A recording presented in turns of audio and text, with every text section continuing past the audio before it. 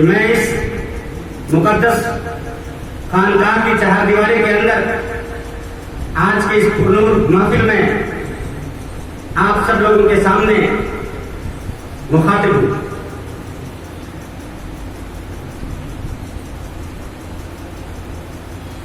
अगर मैं हकीकत बयान करूं तो मुझे ये कहना होगा कि मैं आपके सामने आज इस महफिल में कोई तकरीर करने के लिए नहीं आया हूं, बल्कि सुनने के लिए आया हूं। मुझे ये भी कहना होगा कि मैं बोलने के लिए नहीं आया हूं, बल्कि मैं बोलने का सलीका सीखने के लिए आया हूं। मैं राहे हक पर चलने के लिए आया हूं, तरीक़त के रास्ते पर चलने के लिए आया हूं और इस खानकाह की चारदीवारी के अंदर फिक्र और अमल का जो सुरूर है वो हासिल करने के लिए आया हूं, जिसकी तरफ हर बंदा मोमिन के दिल में हुआ करती है। मोहतरम हज़रात, सच तो यह है कि इस चारदीवारी के अंदर फिक्र और अमल का वो सुरूर है, वो मुअत्तर खुशबू है, वो फूल है जिसकी खुशबू न सिर्फ पूरे पटना बल्कि पूरे बिहार को, न सिर्फ पूरे बिहार बल्कि पूरे हिंदुस्तान को मुअत्तर करती है।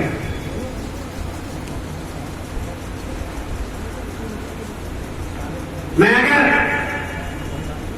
बेकारी से काम न लूं तो मुझे यह भी कहना चाहिए कि इस चारदीवारी के अंदर लोग जब हकीकत के आईने में अपना चेहरा देखते हैं तो उनकी शक्ल खुद उनको मुंह चिढ़ाती हुई दिखाई देती है। इन पीराने पीर उलमाए इज़ाम की फैज़ और बरकत से लोगों के चश्मे नम तर हो जाते हैं और जो मोती टपकता है वो शान करीमी मोती समझ करके उन आंसुओं को चुन लेती है और उनको कबूल कर लेती है। मोहतरम हज़रात, जब हम तारीख में तसव्वुफ की किताबों को पलट करके पढ़ने की कोशिश करते हैं तो हमें ये पता चलता है कि तसव्वुफ इंसान की जिंदगी को यकसा बदल देने की कोशिश करता है। तसव्वुफ इंसान की जिंदगी में सादगी लाता है, इंसान की जिंदगी को हौसला अदा करता है, इंसान की जिंदगी में मायूसी को खत्म करता है और ये कहने पर मजबूर करता है कि ला तक़नतू मिन रहमतिल्लाह। ये भी कहने पर मजबूर करता है कि नगर कभी आसरी गुफ्तगू के कुरान में आया है ला तक़नतू। मोहतरम हज़रात, जब एक इंसान के दिलों में तसव्वुर घर कर जाता है तब उसकी जिंदगी के सारे हरकत और सकनात एक आम इंसान से अलग हो जाते हैं। वो बड़े ही सख्ती और बड़े ही मुसीबत के हालात में भी नरमी से काम लेने की कोशिश करता है। हज़रात, हम सब लोग 12 सूरह हदीद में पढ़ते हैं, औज़ु बिल्लाहि मिनश शैतानिर रजीम, बिस्मिल्लाहिर रहमानिर रहीम। इन्नमा दुनिया लअबुन व लहवुन व ज़ीनतुन व तफ़ाख़ुरुन बैनकुम व तकासुरुन फ़िल अम्वालि वल औलाद कमथलि ग़ैसिन अ'जबल कुफ़्फ़ारा नबातहु सुम्मा यहीजु फ़तराहु मुस्फ़र्रा सुम्मा यकूनु हुतामा व फ़िल आख़िरति अज़ाबुन शदीद। जब एक इंसान तसव्वुफ की सिफत से सरशार होता है तब उसके सामने दुनिया लहव लैब से ज्यादा कुछ भी नहीं होता है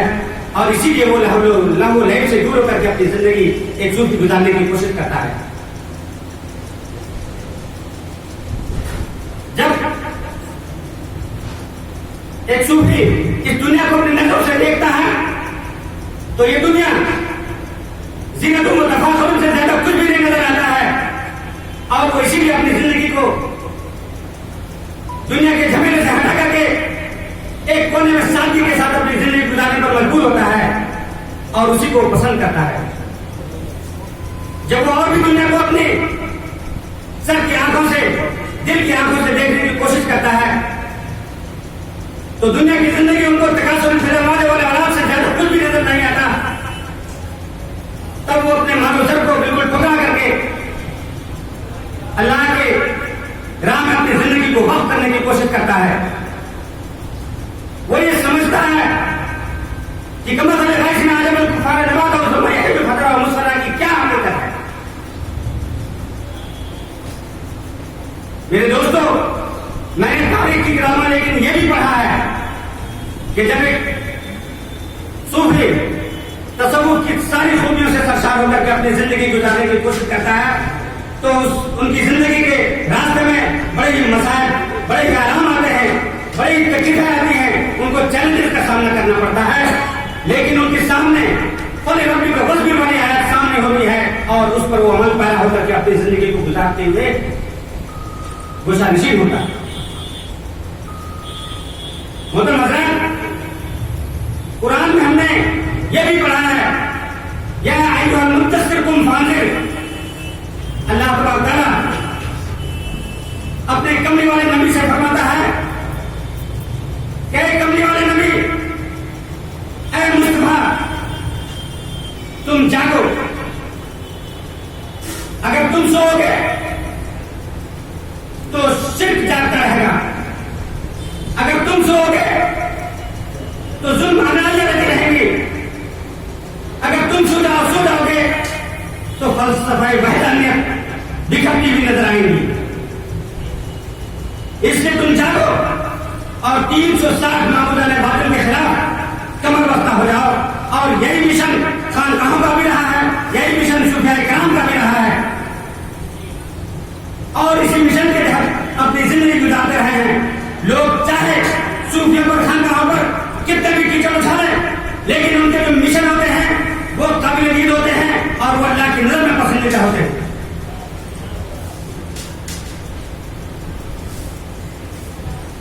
दोस्तों, ये इरादा बैत, ये खिलाफत जब लोगों को महसूस होने लगा कि खिलाफत का सिलसिला खत्म होगा तो इरादा बैत को जिस मुकद्दस हस्ती ने आगे बढ़ाने का काम किया उनको हम सैयदुस सालिहीन कहते हैं, इमाम ज़ैनुल आबिदीन कहते हैं। दोस्तों, यही नहीं बल्कि ये सिलसिला आगे बढ़ता रहा और शुरुआत होती है अलस्तु बिरब्बिकुम के जवाब में। जब हम सब लोग ये कहते हैं भला क्यों नहीं, आप ही हमारे रब हैं, तब से शुरू होता है। और जब हजरत अली रज़ियल्लाहु तआला अन्हु ने हुज़ूर अक़दस सल्लल्लाहु अलैहि वसल्लम कमली वाले मुस्तफा के हाथ पर बैठ किया था, तब से ये सिलसिला शुरू होता है।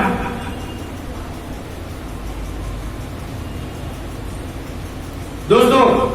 आपको याद होगा, आपने तारीख की किताबों का मुताला किया होगा, आपने सुना होगा कि हजरत अली रज़ियल्लाहु तआला अन्हु ने आप सल्लल्लाहु अलैहि वसल्लम के हाथ पर जब बैठ किया तो सिर्फ बैठ नहीं किया, बैठ का मुजाहरा भी किया। आपने जब आपके हाथों पर बैठ किया तो आपकी जिंदगी यकसर बदलती हुई नजर आई। आपको न खाने की फिक्र थी, न पीने की फिक्र थी और न ही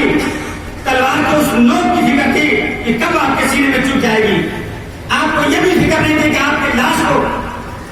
कब और कैसे रोका जा सकता है। नौजुबिल्लाह, हम सब लोग यहाँ पढ़े लिखे लोग हैं, हम लोग जानते हैं कि जब हजरत अली ने रज़ियल्लाहु तआला अन्हु ने बैत की तो बैत का मुजाहरा इस तौर पर किया कि आपने जंग खंदक पर भी मुजाहरा करके दिखाया, ग़ज़वा अहज़ाब में भी मुजाहरा किया, ग़ज़वा खंदक पर भी मुजाहरा किया, तपती हुई रेत पर भी मुजाहरा किया और मक्के की सरजमीन में मुश्रिकीन अरब का सर काट करके जब उछाला जा रहा था तब फितर की हवाएं पुकार पुकार करके हजरत अली रज़ियल्लाहु अन्हु को कह रही थी कि हजरत अली, आज वो बैत जो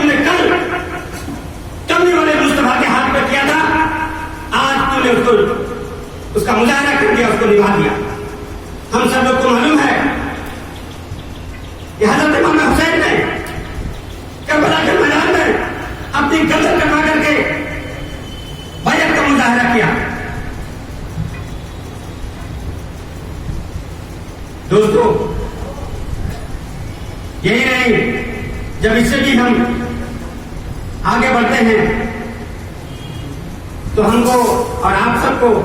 तारीख की किताबों से ये पता चलता है कि अंबिया किराम ने भी हमेशा इस दीन को फैलाने के लिए न जाने किन किन मसाइल का नाम से गुजरते रहे। और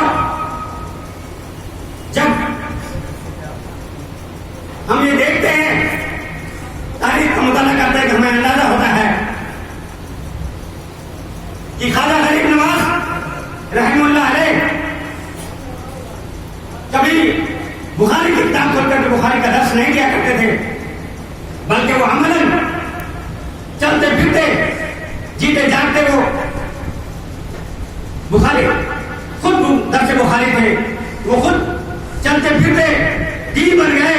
किताबें बन गए, चलते फिरते वो हमारा इस्लाम और पैकर इस्लाम बन गए। इसलिए मैं ये कहता हूं कि आज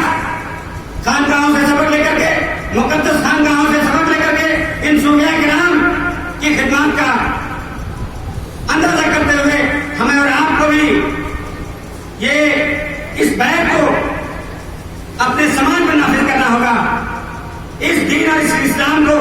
अपने ऊपर नाफिज करना होगा, अपने बच्चों के ऊपर नाफिज करना होगा, अपने समाज पर नाफिज करना होगा, और आप आगे जाकर के उस सल्तनत पर भी नाफिज करना होगा जिसके आप मालिक हैं। जब हम और किताबों को मुताले करते हैं, मैं अपनी बातों को कंक्लूड करना चाह रहा हूं, जब हम और किताबों को मुताले करते हैं तो हमें पता चलता है कि इमाम सूरी रहमतुल्लाह जो दरिया दर्जा के किनारे नहाने के लिए गए थे, उन्होंने अपने कपड़े उतारे तो कपड़े को चोर लेकर के भाग गया। ऐसी सूरत में आप नहाने के बाद बैठे वेट कर रहे थे, चोर कपड़ा लेकर के वापस आता है, आप बोलते हैं कि तुम्हारे हाथ को क्या हो गया है? उसने कहा कि मेरे हाथ को लकवे का असर है। आप हाथ उठा करके दुआएं करते हैं और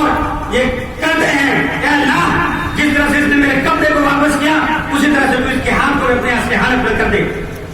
ये था सूफिया किराम का अमल। जब आप और हम मुताला करते हैं, देखते हैं, हम जिस हिंदुस्तान में अपनी जिंदगी गुजारते हैं, तो हम ये देखते हैं इस हिंदुस्तान में जहां दिल्ली जैसा दिल, हिमालय जैसी मस्तक और बिहार और बंगाल जैसे जोरे बाजू हैं, वहीं कश्मीर से कन्याकुमारी और आसाम से लेकर गुजरात तक जितने लोग भी इस दरमियान में जिंदगी गुजारते हैं, वो कहीं न कहीं रंग और नस्ल के हिसाब से, खाने पीने के हिसाब से, दीन और मजहब के हिसाब से बिल्कुल अलग अलग है, लेकिन जो सिफत उनके अंदर पाई जाती है वो उनके अंदर एकता है, अखंडता है, मोहब्बत है, भाईचारा है, प्यार है। और इस एकता, अखंडता, मोहब्बत, भाईचारा, प्यार के लिए जिसने कोशिश की, उसमें ये सूफिया किराम और ये खानकाहों का बहुत बड़ा मुदखल है। हम इसको भुला नहीं सकते। दोस्तों, आज जब हम देखते हैं कि अजमेर में ख्वाजा गरीब नवाज और हरियाणा में बाबा फरीद शकर, दिल्ली में निजामुद्दीन औलिया की मज़हर दरगाहें आज भी इत्तेहाद मिल्लत की मिसाल कायम करती है। मैं अपनी बात को खत्म करते हुए अल्लाह से हाथ उठा करके दुआ करना चाहूंगा,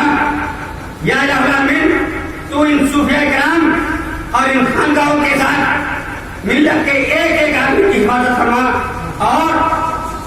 हम सबको इस दुनिया और आखिरत दोनों में कामयाबी से हमकिनार कर मेरी जिंदगी का मकसद तेरे दीन की सरफराजी, मैं इसीलिए मुसलमान, मैं इसीलिए नमाजी, वमा तौफीक इल्ला बिल्लाह, निअमल मौला व निअमल नसीर। जज़ाकुमुल्लाह खैर।